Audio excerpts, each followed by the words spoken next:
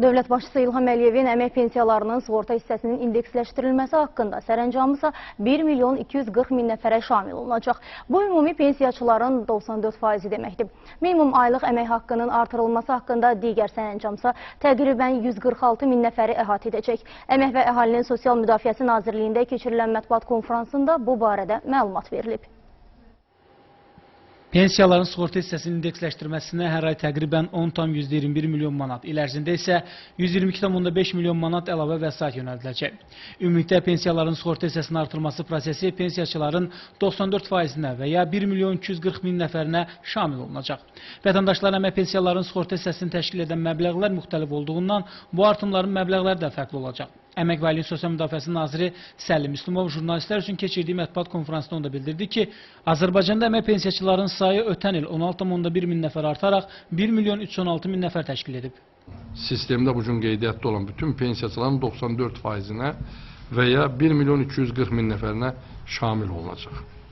Qalan digər 76 min nəfər pensiyaçı fərqli şəkildə pensiyalanlardır. Yəni, bu o şəxslərdir ki, onların pensiyalarının üzərinə müvafiq, əmək pensiya haqqında qanun müvafiq maddəsinə, yəni 20-ci maddəsinə olaraq əlavələr verilir və mövcud qanunvericilik belədir ki, onların da pensiyalarının sığorta hissəsi artırılacaq, indeksləşdirilərək. Amma əlavənin məbləği o qədər aşağı salınacaq. Ona görə də onların pensiyalarının ümumi məbləği eyni səviyyədə qalacaq. Bunlar hərbi qulluqçulardır, dövlət qulluqçulardır, keçmiş millət vəkilləridir, Mərkəzi Seçki Komissiyasının üzvləridir, ədliyyə işçiləridir, fövqəladalar işçiləridir.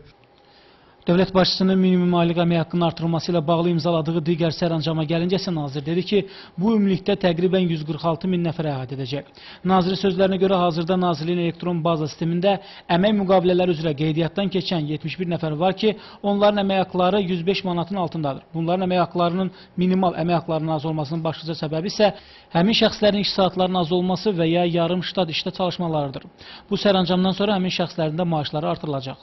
Elektron informasiya bazasından çıxarışlar üzrə apardığımız hesablamalara görə təqribən bunlarda illik əmək haqqı fərqi 30,6 milyon manat təşkil edəcək. Eyni zamanda 105-116 manat arasında əmək haqqı alanların sayı bizim elektron informasiya bazasında 74.600 nəfər görünür və 74.600 nəfər üzrə illik əmək haqqı fərqi bu artımlardan sonra təqribən 9,8 milyon manat eləyəcək. Və gördüyünüz kimi hardasa 40,3 milyon manat 145 min adama ən azından bu sərəncamın tətbiqi nəticəsində il ərzində əlavə əmək haqqı verilmiş olacaqdır ki, bu da eyni zamanda bizim məcburi dövlət sosial sığorta haqları üzrə daxil olmalarımızı təqribən 10 milyon manat artıracaqdır. Minimum aylıq əmək haqqının təqribən 10,47% artımı 75 min sahibkar fəaliyyətlə məşğul olan fiziki şəxslərdən məcburi dövlət sosial sığorta üzrə daxil olmaların 2017-ci ildə 12,4 milyon manat artacağına əsas verir. Səlim Müslümov həmçinin əmək pensiyaları ilə bağlı hazırlanan yeni qanun layihəsindən də danışdı. Qanun layihəsinə əsasən əmək pensiyasının təyin olunması zaman nəzərə alınan 12 illik staj məhdudiyyəti aradan qaldırılacaq.